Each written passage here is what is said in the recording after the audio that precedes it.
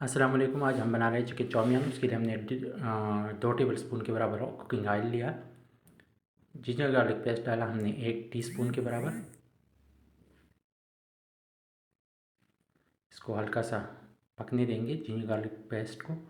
Chicken हमने add किया तकरीबन 60 ग्राम। ब्रेस्ट बोनलेस है जो हमने जूलियन कट काटा हुआ है वो हमने ऐड किया 60 ग्राम।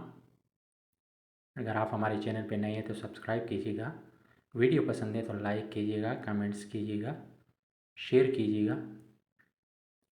हमारे पास हम थोड़ी सी जूलियन वेजिटेबल है जिसमें कैरेट, कैप्सिकम, ऑनियन और कैबिज शामिल है, वो हम इसमें ऐड करेंगे। ये हमने वही वेजिटेबल जूलियन ऐड कर लिया। एक एक दाना कैप्सिकम, कैरेट और ऑनियन का है और थोड़ा सा कैबिज हमने जूलियन काटा हुआ है वो हमने ऐड कर दिया। ये बहुत आसान तरीका है और बिल्कुल रेस्टोरेंट स्टाइल है। थोड़ा सा हमने सॉल्ट डाला, 1/2 टीस्पून हमने इसमें चिकन पाउडर ऐड किया।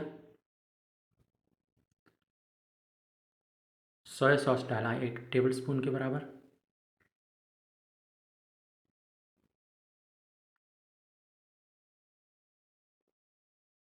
ऑयस्टर सॉस हमने डाला 1 टेबल स्पून के बराबर।